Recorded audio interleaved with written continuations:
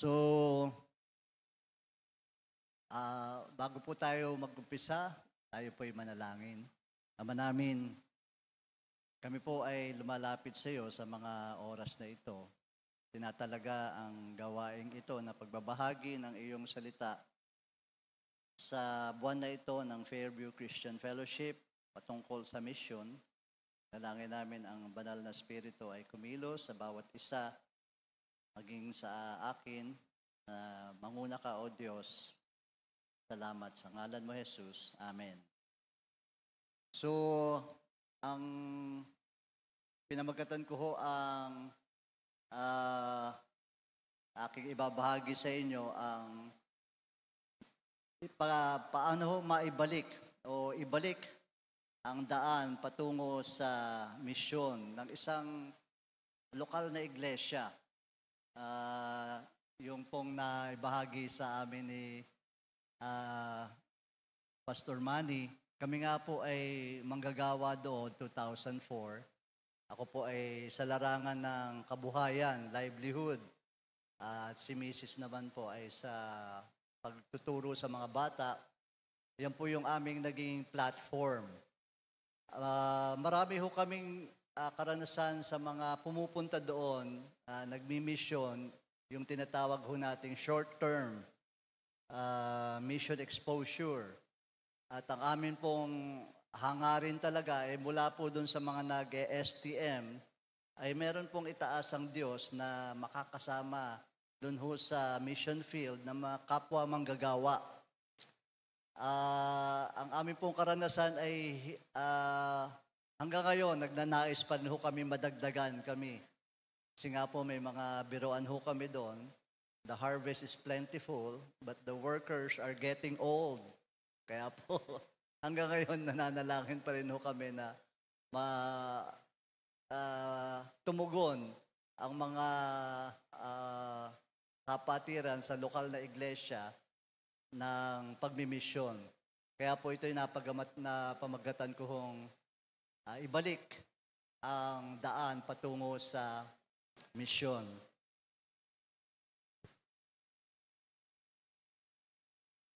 Ito pong talatang ito ay pangkaraniwan po. Ang Mateo 28:16 hanggang 20. Paano ho natin mabibigyan ng summary? No? Kung kayo po'y bibigyan ng pagkakataon, bigyan ng summary, ng buod, ang Biblia mula po sa Old Testament hanggang sa New Testament. Ibig sabihin mula po sa Genesis hanggang sa Revelation. Alam ho natin ito sa mga malalaking kumpanya na may malalaking negosyo, yun pong hinihingi ng mga executive, yung executive summary. Kahit po gaano kalaki yung negosyo, ang hinihingi po ng mga executive ay isang coupon bond, andun na lahat ang summary, yung buod ng negosyo. Yun lang ho ang tinitingnan ng mga investors usually. Sa atin din po, sa Biblia, alam po natin na meron siyang 66 na aklat, 37 ang lumang tipan at 29 ang bagong tipan. Ito po ang sinabi ng isang missiologist na buod. Hindi lang po isang coupon bond ang kanyang summary, isang sentence lang, isang pangungusap lang. At ang sabi niya, ito po yung sentence na nagsa-summarize noon. The summary is, the grand narrative of God's plan for the redemption of mankind. Ito daw po yung kabuuan o pangkalahatang kwento ng Diyos para sa kaligtasan ng sangkatauhan. So, totoo po siya. Pag binasa po natin yung Biblia mula lumang tipan papunta sa bagong tipan, ito po ay kwento talaga ng Diyos. Alam natin yung, pag binasa ho natin yung Genesis, nagkikwento, di ho pa narrative siya. So, it is the grand narrative of God's plan for the redemption of mankind. Kung papaigsihin ko pa ho, siya ang God's mission story plan. Ang kwento ng Diyos sa misyon, sa kanyang misyon, meron ho siyang plano. God's mission story plan. Alam ho natin na ito ay galing sa Diyos. Simula po nung nalaglag si Adan at si Eva sa kasalanan, nagkaroon na ng misyon ng Diyos kung paano maibalik sa dating pakikipag-ugnayan si Eva at Adan sa kanyang hardin dahil nga ho nalaglag. At ito po'y kwento at ito po ay may plano. May plano ang Diyos kung paano ito. Bago po ako magpatuloy, nais ko lamang pong bigyan ng mga ilang definition of terms, mga ilang kahulugan ng mga terminolohiya. Una po yung misyon. Ang ibabahagi ko po ngayong umaga ay tungkol po sa misyon, sa tinatawag ho nating cross-cultural mission. Dito po,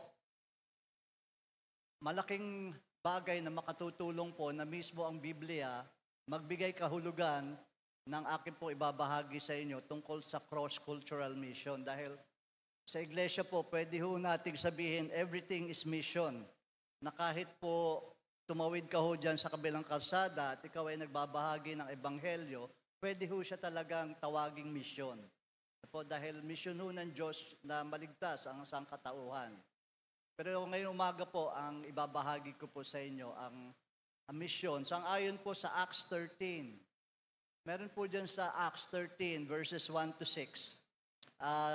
Isa hong simbahan na ang mga liderato ay nananalangin. And then, habang sila po ay nananambahan, nag-aayuno, ang banal na spirito ay nangusap sa kanila. Sabi niya, itangi mo sa akin si Paulo at saka si Barnabas para sa isang gawain para sa kanila. So pagkatapos ho sila nanalangin at nag-ayuno, nilagay ho nila yung kamay nila at saka kanila hong sent off. They sent off Paul and Barnabas. At doon ho si Paul at Barnabas, sila po ay pumunta sa mga iba't ibang lugar, mga hintil. Alam po natin si Paul at si Barnabas ay mga Hudyo. Sila po ay pumunta sa mga lugar ng mga hindi Hudyo. Ito po yung mga hintil na tawag.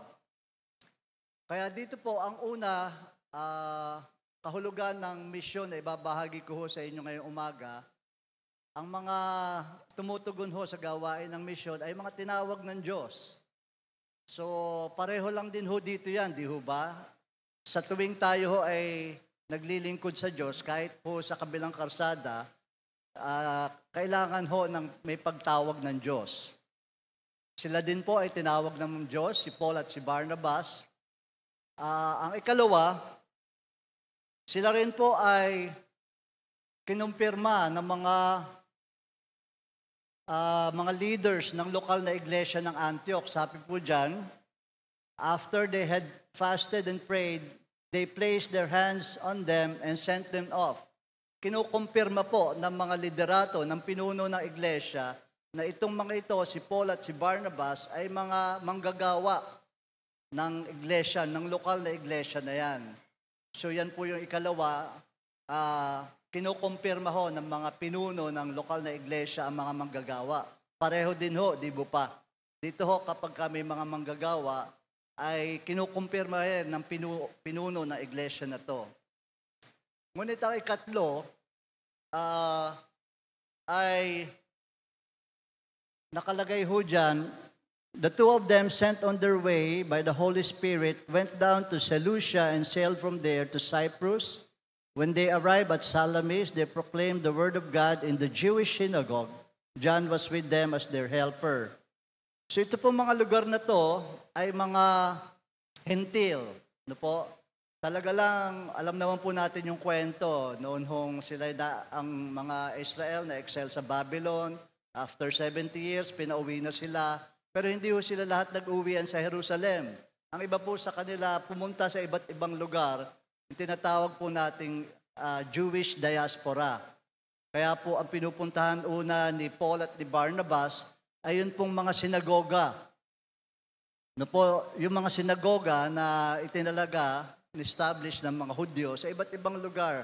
Yan po yung unang pinupuntahan ni Paul at ni Barnabas. Pero itong mga lugar na to, yung Seleucia, yung Salamis, mga Hentil po yan, mga Gentiles po yan. Kaya po ang isang kahulugan ng pagmimisyon na ibabahagi ko po, sila po ay pinadala sa mga unreached people group. No, mamaya bibigyan ko rin ho ng kahulugan. Ano ba yung unreached people group? Yung UPG. No po? Yan po yung kaibahan ng yung pagmimisyon ho dito sa lokal at doon ho sa missional. Yung pinapadala ho sa mga lugar na hindi pa po naaabot ng ebanghelyo ng Panginoong Hesus. At ang ikaapat, sila ho ay, they are sent out by the church for a specific mission among the unreached people group. At ang ikaapat po, sila ay pinadala ng dalawa. They are sent by twos, no? Dalawa, hindi isa. Mas maganda po talaga na may kasama ang mga manggagawa. So, ano naman po yung unreached people group? Yan, they are sent out by twos. So, ito po yung kabuuan ng misyon na ibabahagi ko po sa inyo. Una, they are called by God, tinawag ng Diyos. Pangalawa, sila ay kinumpirma ng pinuno ng lokal na iglesia. Ikatlo, sila ay pinahayo ng iglesia sa specified mission doon po sa unreached people group. At ang ikaapat, they are sent out by twos. Dala-dalawa ho ang pagpapapunta sa kanila. Iyan po yung una. Ay ikalawa ho nating bibigyang kahulugan. Ano po ba yung unreached people group? Ito po yung mga grupo ng mga tao na wala pa pong viable church. Ibig sabihin, meron na pong mga mananampalataya, ngunit ang mga mananampalatayang ito ay sobrang kakaunti na hindi nila kayang tumayo sa dalawang paa nila. No po, meron na, kaso hindi po sila maka-reproduce by themselves.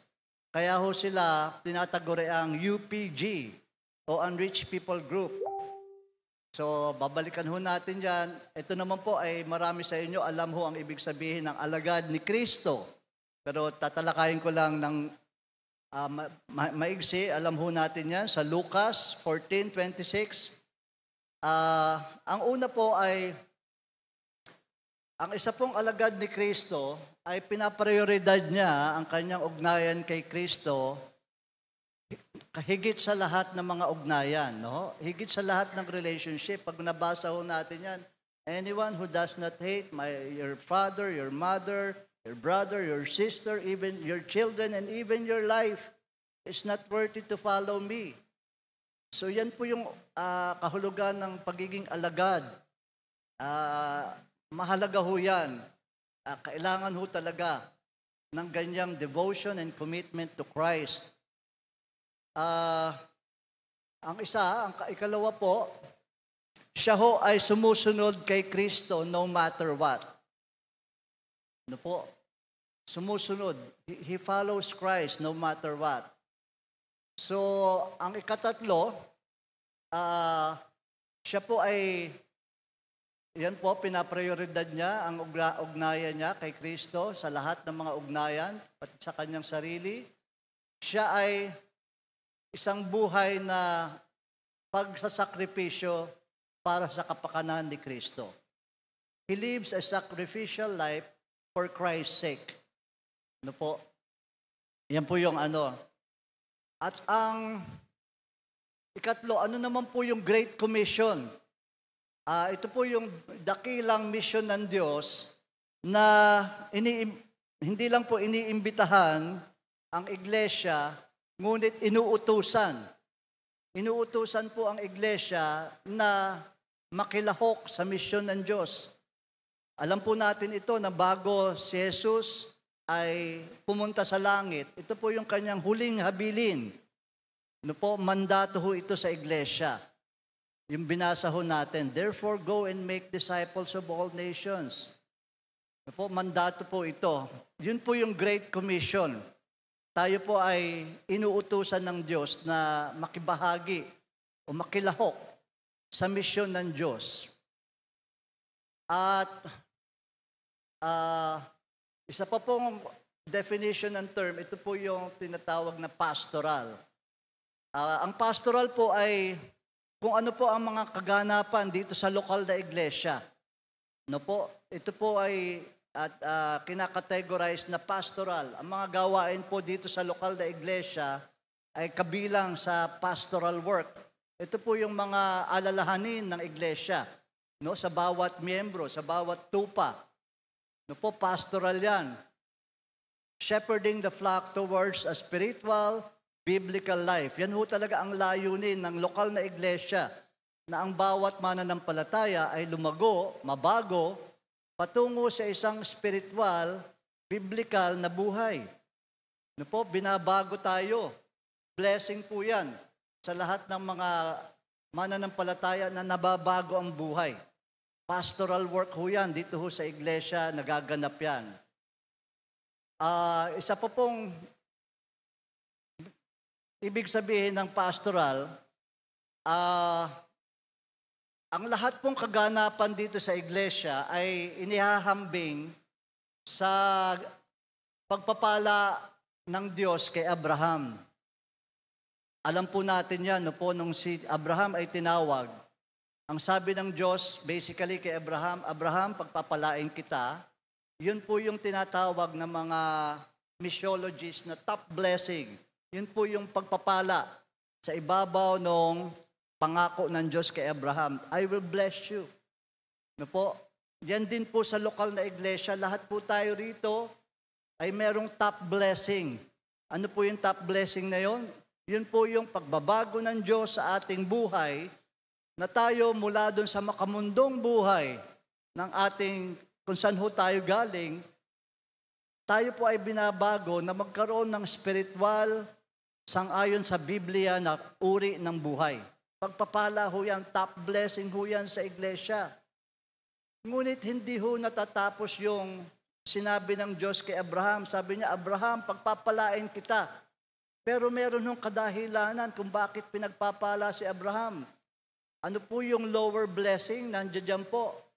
Ano daw ho ang dahilan? Bakit pinagpapala ng Diyos? Bakit pinagpala ng Diyos si Abraham? Upang sa ganun siya po ay maging pagpapala sa lahat ng bansa. No po, meron ho siyang lower blessing. May top blessing ang iglesia at meron din pong lower blessing. So yan po ang, sa pastoral po, may top blessing ho tayo rito sa ating mga lokal na iglesia. Pero yan po ay may kadahilanan.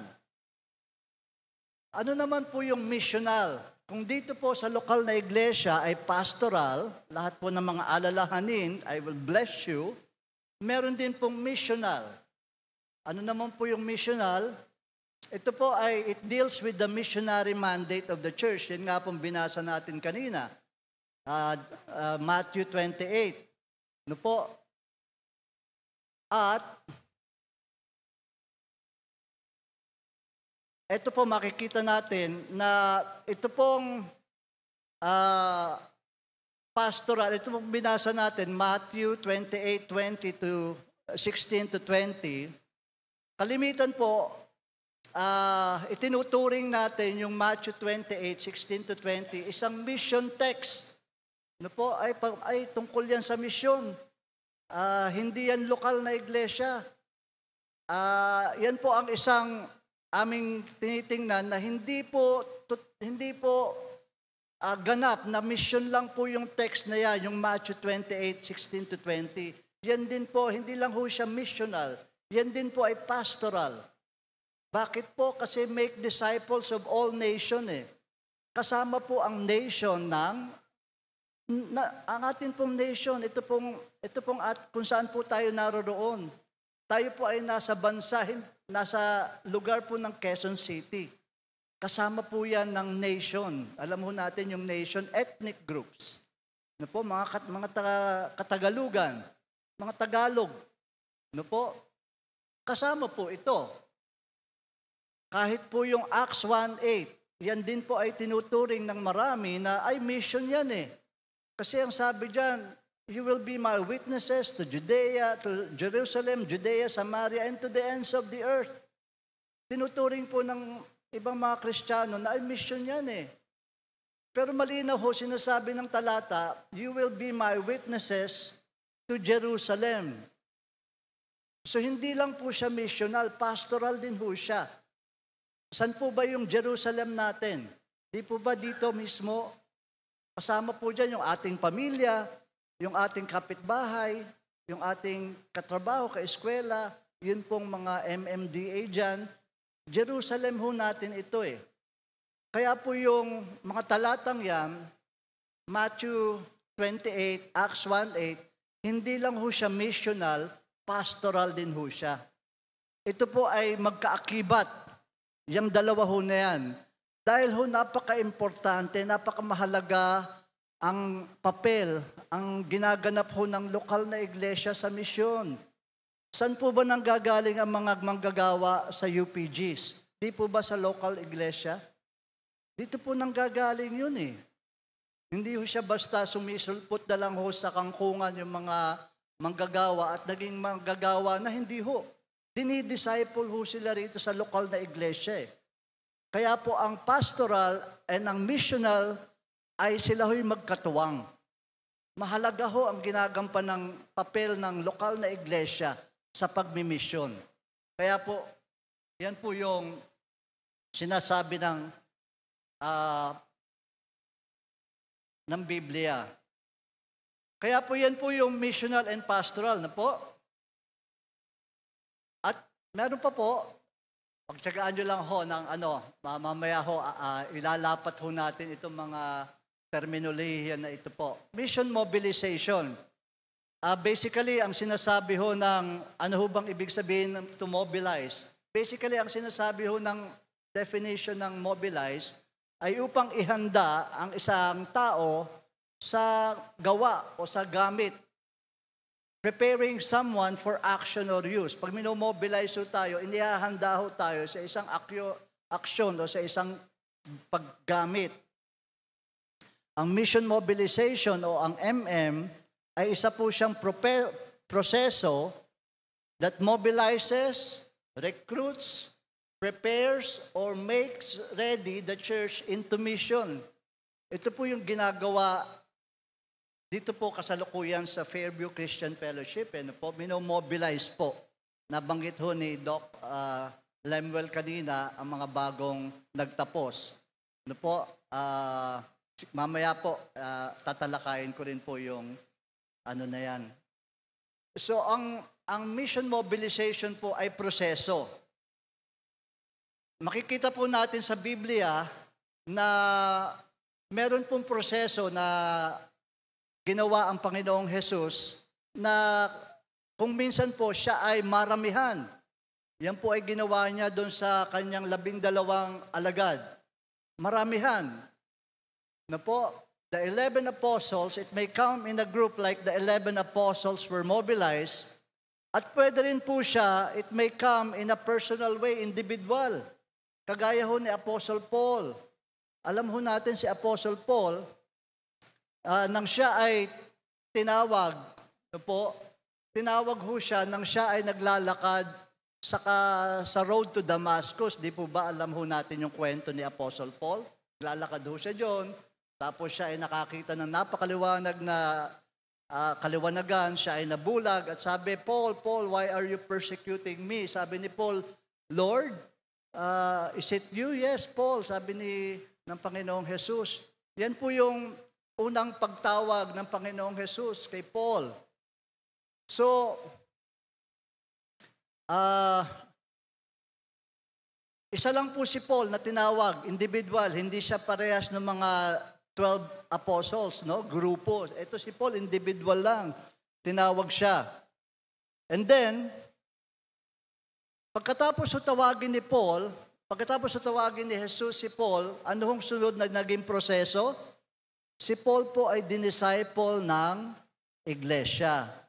Ang sabi po dyan sa Acts 9:19-20, si Paul po, wala ho rito sa slide eh. Ano po? Wala po dun sa slide na ano.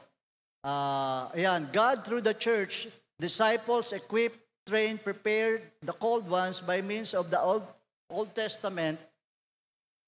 So si Paul po, pag binasa ho natin sa Acts 19:20, sabi doon, Acts 9:19-20, after ho noon, si Paul tinawag ng Panginoong Jesus. Sabi dito sa Acts 9:19-20, Saul spent several days with the disciples in Damascus. No po? At pagka ho nakita natin, si Paul po, pagkatapos niya tinawag, siya po ay nanatili sa lokal na iglesia doon sa Damascus. Siya po ay naggugol ng panahon para ho sa mga alagad. Ang local church po ang nag-disciple kay Paul. So, ito po yung proseso no ho, sa Book of Acts. Una, yun po, tinatawag siya, ang Diyos po ang tumatawag. Pwede ho siyang individual, pwede siyang maramihan. Pangalawa, ang pinuno ho ng iglesia, sila po yung nakakakilala. Sino ba dito ang tinawag ng Diyos? Ano po? Ang ikatlo, ang church po ang nagdi-disciple, no? Nag-e-equip, nagte-train. The church, the local church prepares the one who is called, makes ready dito po sa local church. Sa pamamagitan po ng ng Old Testament at ng apostles' teaching from Christ. Ito po yung Book of Acts.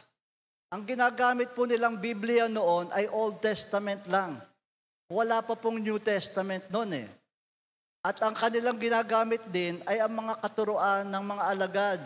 Hindi pa po nasusulat yung New Testament eh. Kaya ang kanilang pinagbabasihan ay ang Old Testament o Scriptures at saka po yung mga nadinig nila, itinuro ng Panginoong Hesukristo. Ito po hindi pa nasusulat. Kaya kung ano po yung nadinig at natutunan nila, yun lamang po ang kanilang ginagamit upang i-train, i-equip ang mga tinawag. At ay kahulihan, ang Diyos sa pamamagitan ng iglesia ay pinapahayo o they are sending out or releases the called ones. Ang church po ang nag-send out, di po ba? Kapag may mga bagong manggagawa, kinukommission ho ng church. And then, sino hong ang nag-aalaga pag sila po ay nasa mission field? Nung kapanahunan ho ng Book of Acts, ang lokal na iglesia din ang nangangalaga. Kasi wala pa nung mga mission agency. Ano po? Pero mamaya, tatalakayin ko po yung papel ng mga mission agency. Yan po yun sa aklat ng mga gawa. Tingnan po naman natin ngayon ang proseso sa modern day. Yun pong kasalukuyan na proseso na nangyayari sa mission mobilization ng mga manggagawa. Una po, pareho din, ang Diyos ang tumatawag sa mga tao, sa mga tao. Ang Diyos din ang nagbibigay ng kakayanan upang ang mga pinuno ng iglesia ay makilala nila sino ba? Sino ba rito, Brad? Sino ba rito, Pastor, ang mga tinawag ng Diyos, no?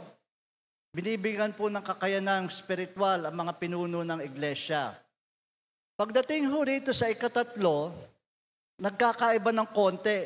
Kasi po ang ginagamit ng iglesia upang gawing alagad ang mga tinawag, hindi lamang po yung Old Testament, pati na ho New Testament. No po? Makikita po natin dun sa New Testament yung epistles, yung 4 books of the Synoptic Gospel, at marami ho doon ay ang mga sulat ni Apostol Pablo tungkol sa mga iglesia. And then, ikaapat po, ang iglesia rin po ang nagpapadala sa mga tinawag. At ang ikalima, ito na po ang may kaibahan. Ang ikalima ng modern day mobilization, sino po ang nag-aalaga sa mga manggagawa doon po sa mission field? Hindi lamang po ang iglesia. Minsan, ang denominasyon, tayo po ay kabilang sa denominasyon o asosasyon ng SIBAP. Siya po ang kasama, katuwang ng iglesia, nag-aalaga. At meron din pong mga mission agency.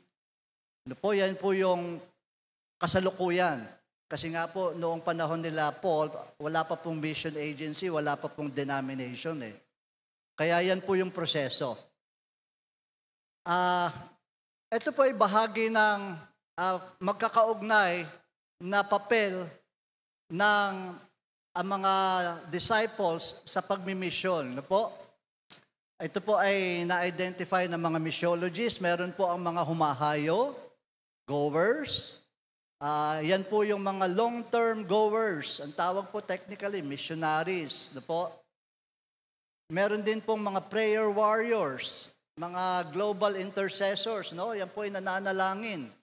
Ngayon po ay matindi ang mga kaganapan sa Sudan, sa Nigeria. Ano po? Kung paano pine-persecute, malalang persecution doon po sa mga kapatiran doon. At yan din po, meron po mga mobilizer.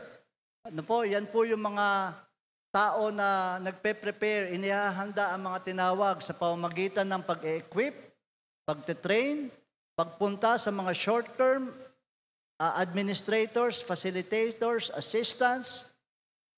At meron din pong mga nagbibigay, givers. Ano po?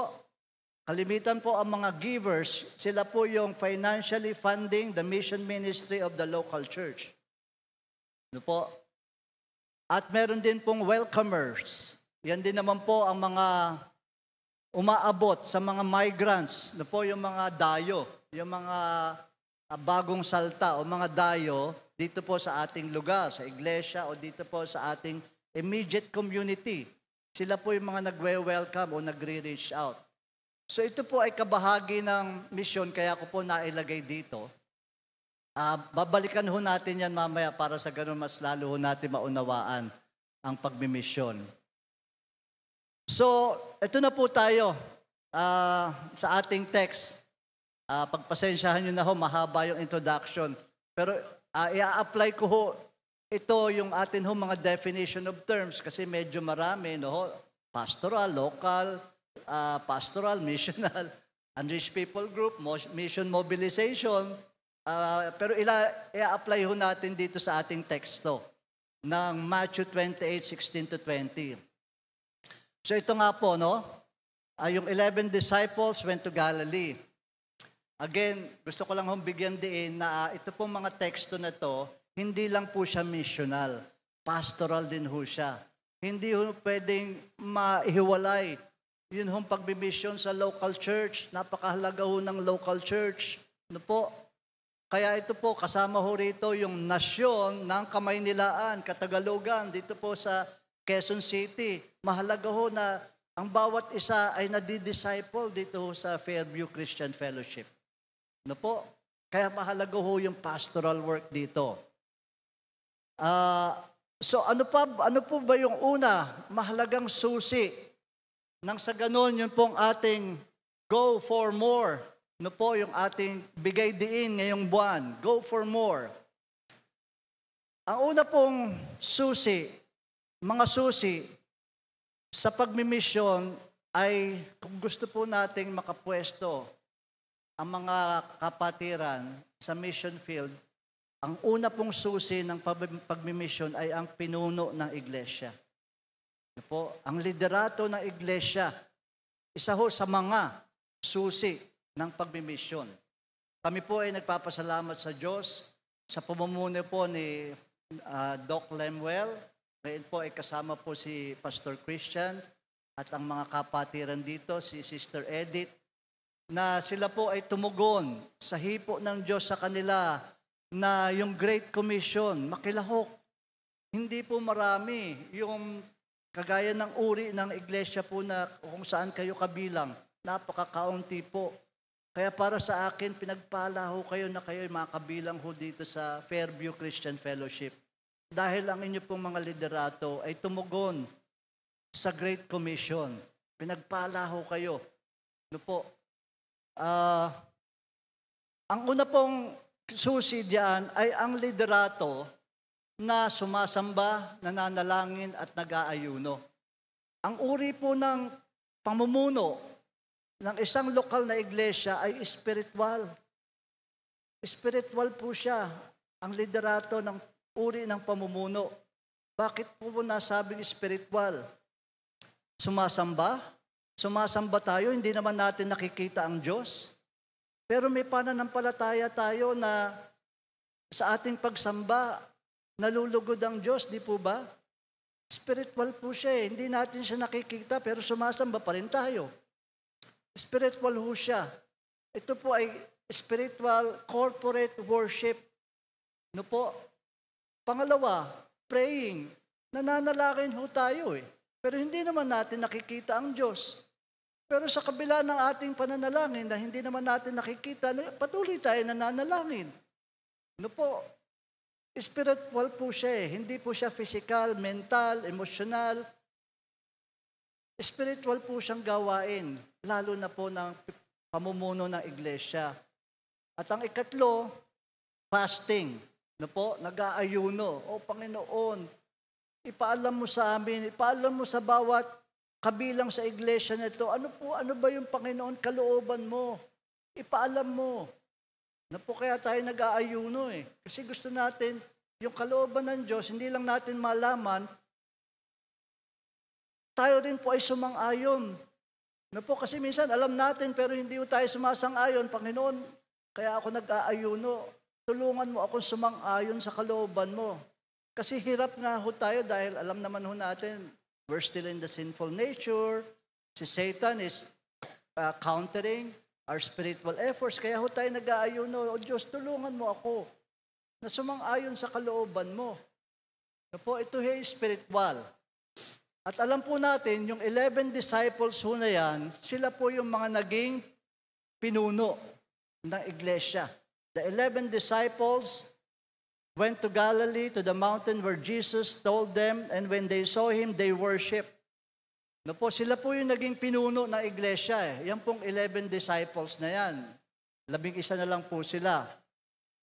So yan po, no? Pagkatapos nilang makatanggap ng mga instruction through the Holy Spirit na pinili, no po, sino pong nakatanggap ng instruction? Ang 11 disciples. No po, ito po yung, I believe na nangyayari po o nangyari sa pamunuan ng iglesia na to. Nakatanggap po ng instruction sa Diyos. No po? Natanggap nila.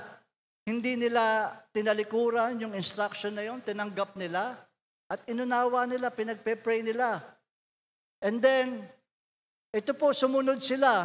Nung sinabi ng Panginoon, Jesus, pumunta kayo doon sa bundok ng Jerusalem. Hintayin nyo.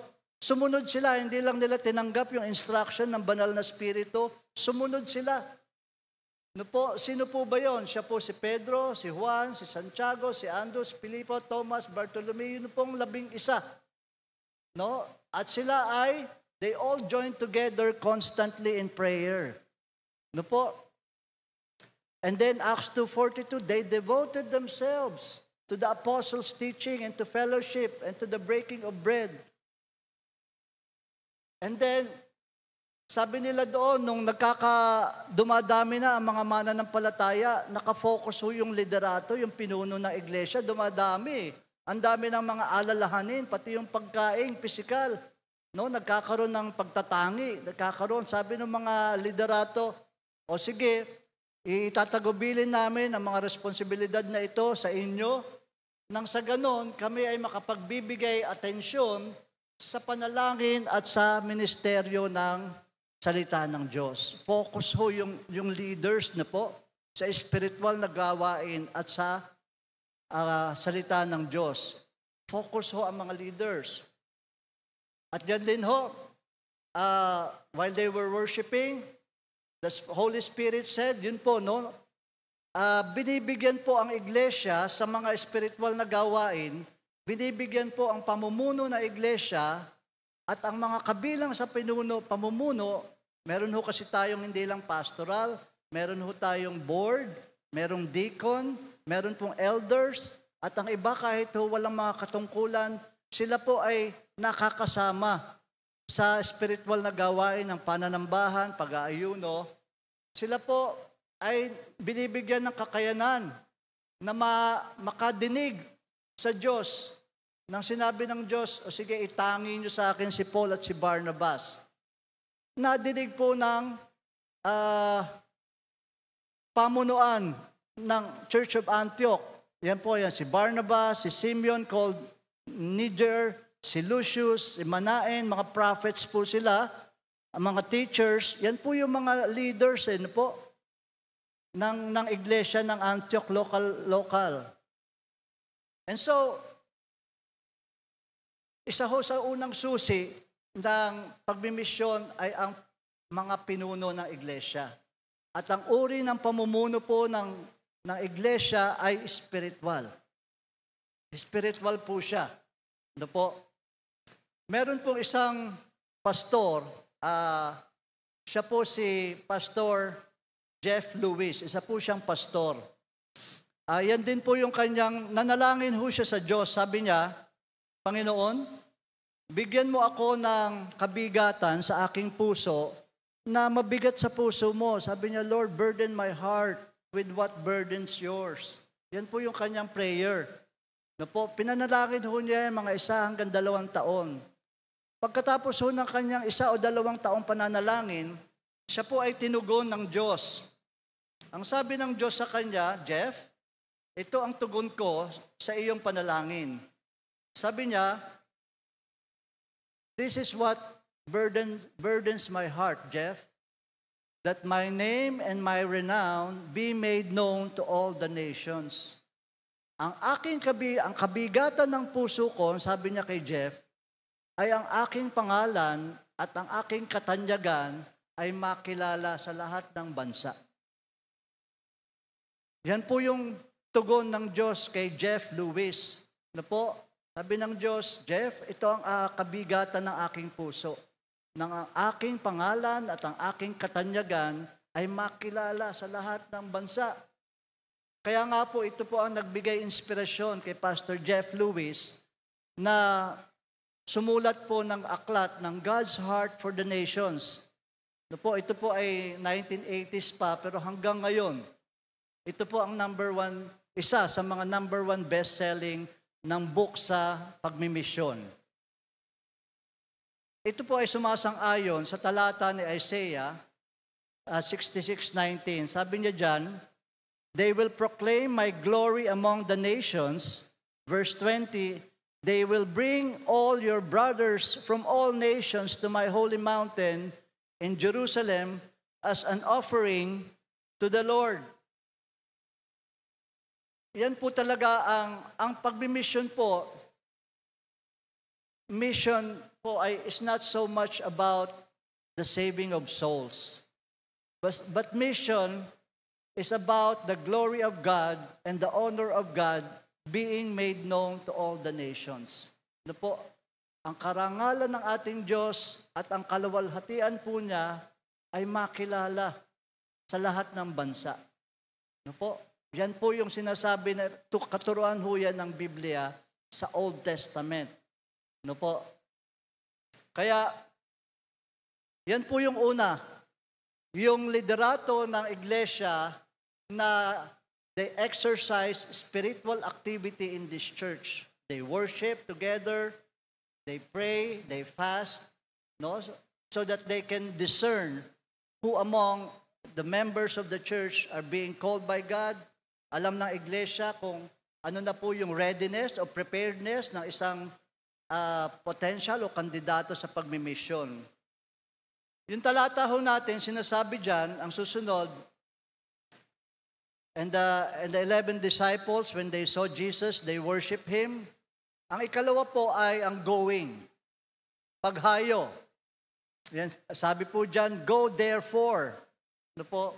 Ito pong paghayo ay una, ang natural pong rendition dito ay as you go, sa iyong paghayo. No po, as you go. Yan po yung natural na rendition ng talatang yan. Kaya nga po, ang paghayo, sinasabi po dyan sa Acts 1:8, pwede po siya una, natural, no? Sa iyong paghayo, kaya nga po, sa pangkalahatang gamit ng salitang misyon, ang paghayo po dyan sa kabilang kalsada, yan din po talaga ay misyon. Kasi Jerusalem ho natin yan eh. Talaga lang ho ngayong umaga, ang aking tinatalakay ay yung paghayo to the ends of the earth. No po? So ang natural ho dyan is sa inyong paghayo, sa inyong pagpunta dyan, sa inyong pamilya, kamag-anakan, kapitbahay, no? Yan po, natural ho yan. Jerusalem in all Judea, Samaria. Pwede rin po siyang involuntary, ang paghayo, ang pagpunta, ang pag-go. Involuntary, ibig sabihin, ito po yung kahalimbawa sa Acts. Those who have been scattered, preach the word wherever they went. Ito po yung involuntary, o kung pagbaga sasabihin natin, napuwersa, napilitan, na humayo. Mga alagad na ng iglesia, na disciple na prepare na. Pero alam ho natin yung kwento, di ho ba, kahit sila Pedro, sila Juan, na-disciple na sila eh. Nandyan na nga yung Holy Spirit, pero alanganin pa rin ho silang humayo. Gusto nila doon sa kapwa-hentil, kapwa-Hudyo nila eh, di po ba? Alam natin yung kwento. Kaya meron pong paghayo na involuntary, na pilitan. No, napuwersa. Nung dumating ho yung pag-uusig, those who have been scattered, ba't ho sila nagkalat, kumalat? Kasi mayroong persecution na nangyari. So involuntary ho siya. Pwede ho talagang mangyari yan sa ating mga disciple, mga tinawag ng Diyos. No po? Ayaw man natin, pero napipilitan tayo. At ang ikatatlo, ito po yung pangkaraniwang inilalathala ng aklat na iglesia, intentional o voluntary. Ito po sumunod. No po, sumunod siya. Ang mga alagad, inihanda na, they have been mobilized, they have been equipped, prepared, trained. Sila po ay sumunod, voluntary. Yan po, si Philip, nang siya sinabihan ng anghel, Philip, punta ka doon sa lugar na iyon, south desert of the road that goes down to Jerusalem. At sa kanyang pagpunta, na siya ay natagpuan niya ang isang Ethiopian eunuch. Ano po? Alam ho natin yung kwento, di ba? Binautismohan ni Philip, yung Ethiopian eunuch na yan. Intentional ho yan. Maraming halimbawa ang aklat ng gawa na mga sumasang-ayon ng mga tinawag ng Diyos. Ano po? Yan, intentional. Yan din po, si Peter.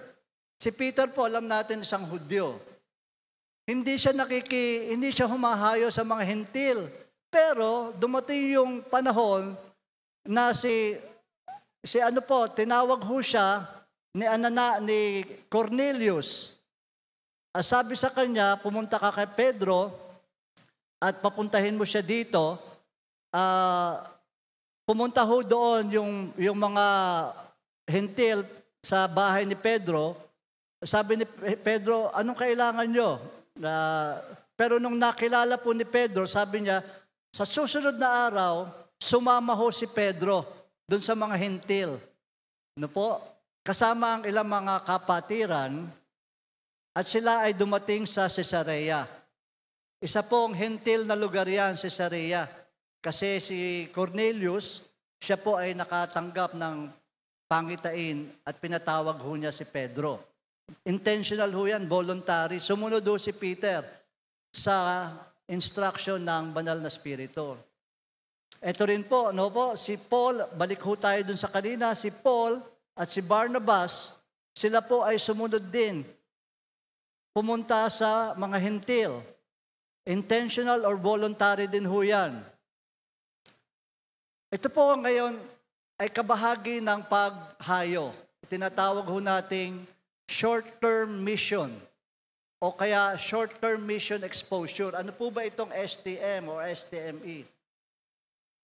Ito po ang paghayo ng mga Kristiyano, ng mga mananampalataya sa maigsing panahon sa mga lugar na unreached people. Yun pong wala pong mga iglesia, no? Gaano ho siya katagal? Siya po ay tumatagal ng 1 linggo o 1 taon. Yan po ay tinuturing na short term. 1 linggo. Doon ho marami sa amin nagso-short term, no po? Magaganda ang idea ng mga nagso-short term doon. Kasi nga doon pag kayo po ay nag-short term, hahanapan ho kayo ng magagawa. Ano ba ang gagawin doon? Ang iba nagtuturo ng English. No po, interesado ho ang mga tao, lalo na mga estudyante doon, to learn English. So pag meron ho mga English teacher, pupunta ho doon, magse-set up ho kami doon ng parang classroom. Marami yung uma-attend. Ang iba naman nagtuturo yung medical mission, kagaya po ng nabanggit ni Doc Lemuel. No po? Ang iba naman yung simple electrical wiring sa bahay. No po, may mga electrician o engineer nagtuturo ho sa mga kaibigan po natin na inaabot natin doon ng simple practical ways. Yan po yung simple electrical wiring sa bahay. Gustong-gusto ho nila yan.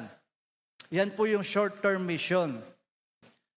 Pero dito ho makikita natin, STME are Christians going on a short-term mission exposure to confirm, para ho kumpirmahin ang kanilang papel sa Great Commission. Hindi po para alamin. Ano po? Para kumpirmahin. Ibig sabihin, meron na po kayong mensahe galing sa Panginoon na kayo po ay tinatawag sa pagbimisyon. Alam naman po natin ang halaga ng pag-short term.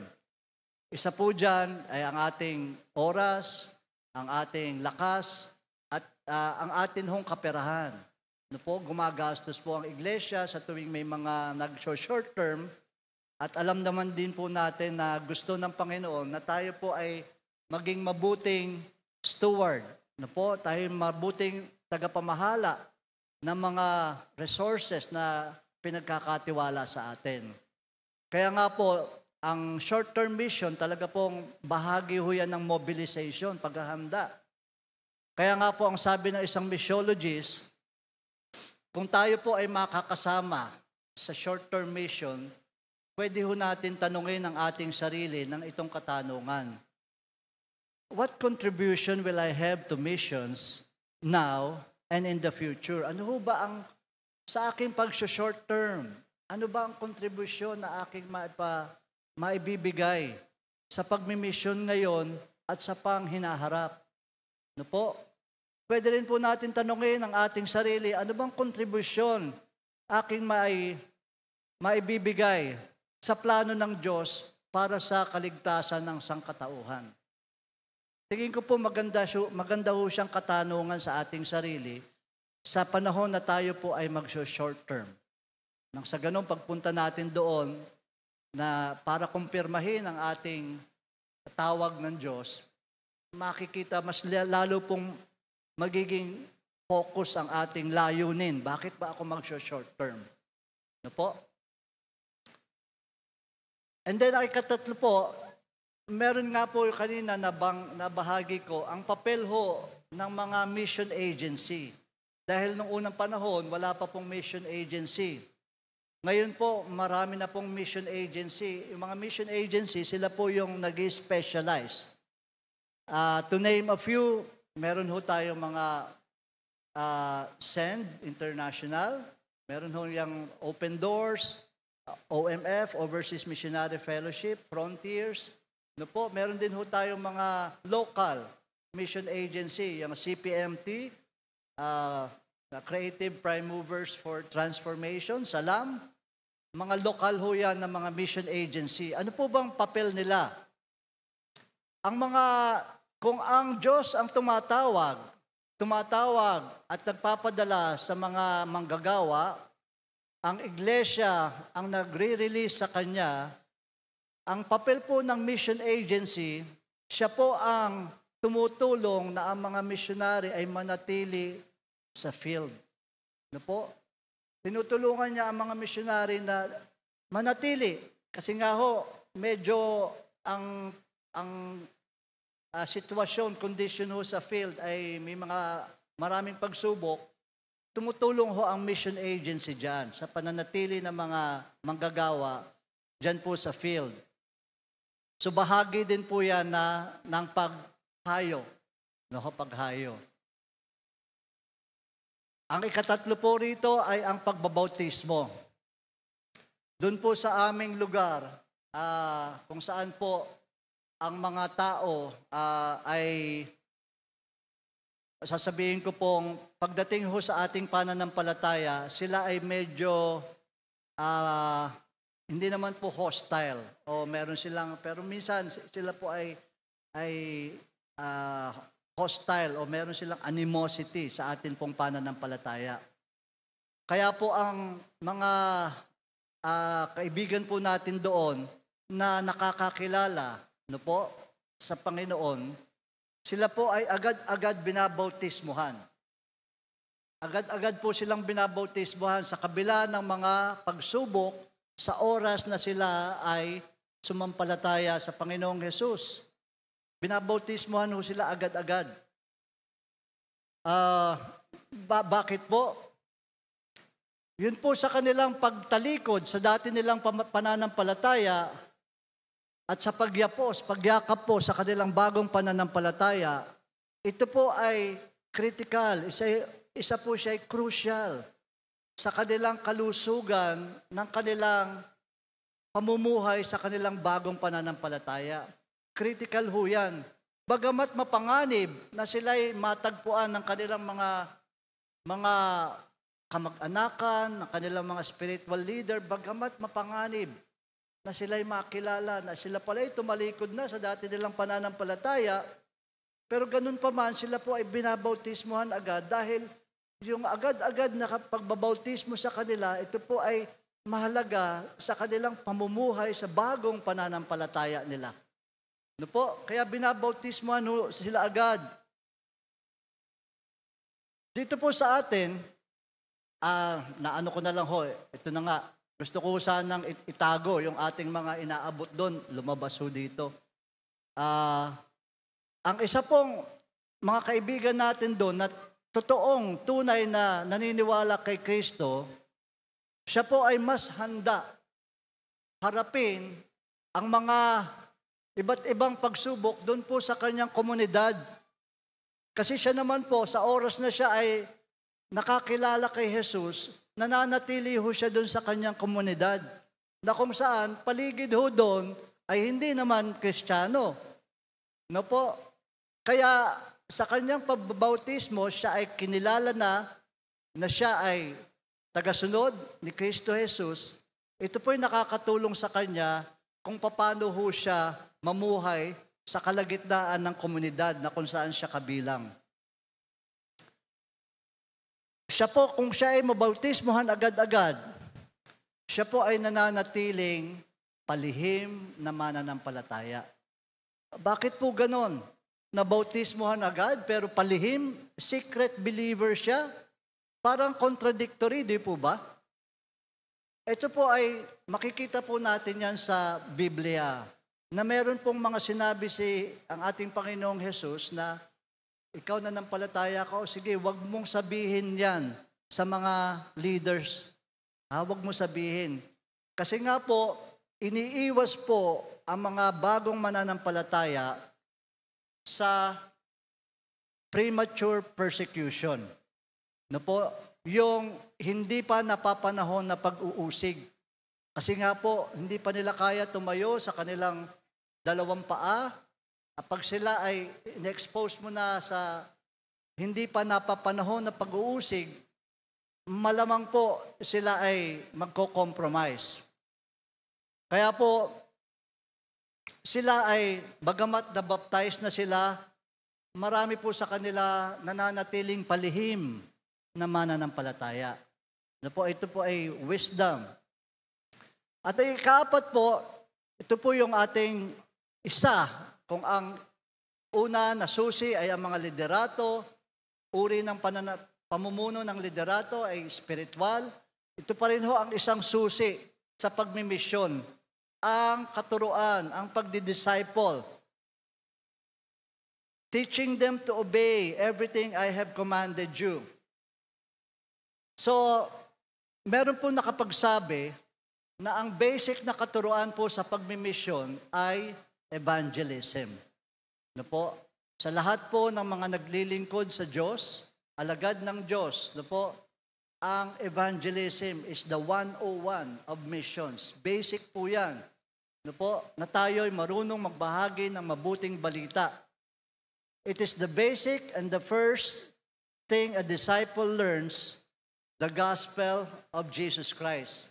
Basic ho yan, hindi ho talaga tayo pwede maglingkod sa Diyos kung hindi po natin alam yung 101 ng pagsiserve natin sa Diyos. Sabi ho ni Paul, ako ay hindi nahihiya sa Ebanghelyo dahil ito ang kapangyarihan ng Diyos na nagdadala ng kaligtasan sa lahat ng mananampalataya, una sa mga Hudyo at ganon din sa mga Hentil. It is the power of God unto salvation. Hindi siya nahihiya. No po? Ito po yung tatlong katuruan kung paano ho tayo magturo ng salita ng Diyos. Una po ay pastorally. No po? Alam naman po natin na sa atin pong mga nagtuturo ng salita ng Diyos, kapag ka po tayo nagtuturo ng salita ng Diyos, meron pong mga talata sa Biblia na wala naman talagang kaugnayan sa magandang balita. Di po ba? Talagang malinaw. Halimbawa, wives, respect your husbands, o husbands, love your wives. Wala kang, ang hirap tingnan ng relationship na yan, ng talatang iyan sa gospel. Ang hirap din hong iugnay ang mga katuruan ng Biblia na yan sa pagmimisyon. Yan ho kasi ay pastoral. No? Gusto ho ng Diyos na ang mag-aasawa ay nagsasama ng may pagmamahalan sa iba't iba. Pastoral ho yan. Bine-bless ho yung mga mag-aasawa. No po? Importante ho yan. No? Yan ho yung top blessing natin nang tayo po ay mga bata pang couple. Kami ho ng misis ko, marami ho kami mga ganyan. No? Awa ng Diyos, nagpapatuloy ho kami. Pero blessing ho yan. Bakit ho gusto ng Diyos na kami pong mag-asawa ay magsama ng matiwasay? Kasi meron ho siyang lower blessing. No po? Nang sa ganon kami ay maging pagpapala. Lagi ho yan, may top blessing, may lower blessing. So ito po yung top blessing. Ito po yung unang pastorally. So that the disciples the church toward a spiritual, biblical life. Ano po? Kagaya po nung nasabi ko kanina, inaayos po ng Diyos ang ating mga relasyon, ang ating mga ugnayan sa ating kapwa, sa ating pagpapakilala sa Diyos. Ano po? At sa ating kapwa, inaayos ho ng Diyos. At ang ikalawang pamaraan kung paano ho magturo ng salita ng Diyos, pastorally and missionally. No po? Ano naman po yan? Kung minsan po, ang talata ng Biblia ay merong koneksyon sa Great Commission, sa GC. Meron siyang connection sa God's mission story plan. Minsan po may koneksyon O hindi lang malinaw. Hindi obvious ang koneksyon ng talata na itinuturo natin dun sa God's mission story plan. Pero meron. No po? Kaya hindi lang siya obvious. It is here that we teach pastorally. No po? Patuloy lang ang pagtuturo bilang isang pastor sa lokal na iglesia and belabor. Pinagsusumikapan po natin iugnay, to connect the text to the Great Commission. Kasi merong ugnayan No po? At meron siya ugnayan at saka ho dun sa God's mission story plan. Pinagsusumikapan po natin iugnay dahil may kaugnayan. At sa pamamagitan po niyan, nakakapagturo po tayo na ang grand narrative ng Diyos, ang kabuuang kwento ng Diyos ay naiugnay ho natin sa araw-araw na ating pagtuturo ng Diyos. Simpleng Sunday school, simpleng conference, No po, hindi ho laging, talaga ho kami nagpapasalamat sa Mission Month. No po, at hindi lang ho kailangan magkaroon ng Mission Month para mabigyang diin ang pagbimisyon. No po, pwede hong kada linggo, talaga lang hong may mga talata sa Biblia, meron hong ugnayan sa katuroan sa Great Commission eh. Meron po. Kailangan lang ho natin pagsumikapan na iugnay, malinaw sa mga bawat isa. Nang sa ganun tumaas po yung awareness sa pagmimisyon. At ang kahulihan na pamaraan ng pagtuturo ng Diyos, missionally. Yan po, kagaya ho ng talata natin ngayon, go and make disciples, malinaw na malinaw ang ugnayan sa Great Commission at saka sa God's mission story plan. No po? So ito po yung tatlo na pamamaraan na pagtuturo, pagdi-disciple, paghahanda, pag-equip, pagtitrain sa mga tinawag ng Diyos. Kasi talaga po kami personally alam ko po, marami rin po sa inyong naniniwala na sa bawat lokal na iglesia, malaki man po o maliit, ay meron pong tinatawag ang Diyos sa pagmimisyon. Meron po. No po? Ang Panginoong Jesus po ba, siya po ay huminto magturo sa kanyang mga alagad na abutin ang mga hentil? Kung maraming panahon ang mga alagad niya, hindi naiintindihan, hindi nauunawaan, ano yung pinagtuturo ng ating ni Jesus? Di po ba mayroong mga panahon na yung mga alagad niya, hindi nila maunawaan bakit pumunta si Jesus doon sa isang Samaritanang babae? No po, hindi ho nagre-ring sa mga alagad niya, bakit siya pumunta sa Capernaum, sa Sychar, sa Sidon? Pero bagamat hindi nauunawaan ng mga alagad ng Panginoong Jesus ang tinuturo niya sa mga alagad, huminto ho ba si Jesus, ang Panginoong Jesus, sa pagtuturo ng hindi abutin ng mga hentil? Total naman, hindi nyo naunawaan, hindi na nga ako magtuturo ng abutin yung ating mga hentil. Hindi ho tumigil ang Panginoong Jesus. Tuloy-tuloy lang ho siya sa missional and sa pastoral. No? Siya po yung tinatawag, the great shepherd of the flock. No po?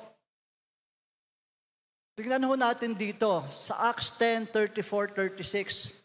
Tingnan ho natin, sabi ni Peter, nang siya po ay pinapunta doon sa lugar ng mga hentil, sabi niya, nung nakita niya, sabi niya, then Peter began to speak. Ngayon, nauunawaan ko na, totoo talaga na ang Diyos ay hindi nagpapakita ng pagtatangi. He doesn't show favoritism. But, tinatanggap niya ang bawat nasyon na nagkakaroon ng takot sa Kanya at gumagawa ng matuwid. You know the message of God sent to the people of Israel, announcing the good news of peace through Jesus Christ, who is Lord of all. Dumating ho sa panahon na doon ho nauunawaan ng mga alagad ni Jesus, yung mga tinuro ni Jesus sa kanila noon pa man, nang buhay pa si Jesus. No, naunawaan. Doon pa lang nila naunawaan, pero naunawaan nila. Bilang mga liderato ng iglesia na yon, ginamit ho si Apostol Peter ng malawakan doon po sa pagbimisyon. At ang kahulihan po, ito po ang pangako. Sabi ng Diyos sa kanila, I will be with you to the ends of the earth. O I will be with you to the ends of the age. Sabi po niyan. Ang pangako ho yan ay hindi lamang po sa manggagawa, sa mga unreached people group. Yan din pong pangako na yan ay kabilang po ang lahat ng mga integrated roles, yun pong goers, mobilizers, prayer warriors, yung pong mga global intercessors, mga funders o givers, mga welcomers. Kasama po yung pangako ng Diyos na yan sa lahat ng mga kabahagi sa lokal na iglesia sa pagmimisyon. Meron pong sinabi sa Exodus, at dito po ako magtatapos, 33:12-15, sabi ni Moses sa Diyos, Panginoon, kung talagang nalulugod ka sa akin, turuan mo ako ng iyong mga kagawian, ng iyong pamamaraan, nang sa ganun makilala kita at patuloy makatanggap ng pabor sa iyo. Alalahanin mo, Panginoon, na ang nasyon na ito, ang Israel, ay iyong mga tao. At tumugon ang Panginoon, sabi niya, ang aking presensya ay sasama sa iyo at bibigyan kita ng kapahingahan. At sabi ni Moses, kung ang iyong presensya, Panginoon, ay hindi sasama sa akin, wag mo na lang ako ipadala. No po, wag mo na lang ako padala. Dahil nga po, may mga paghamon po sa gawain sa Diyos na kung minsan, ang tingin mo, ikaw na lang mag-isa. Wala ka nang makasama. Kaya ano pa po ang ating kalinga? Ano pa po ang ating kaligayahan kung hindi ang presensya ng Diyos? At ito po ang pangako ng Panginoong Jesus nang sinabi niya, Lo and behold, I will be with you to the ends of the age.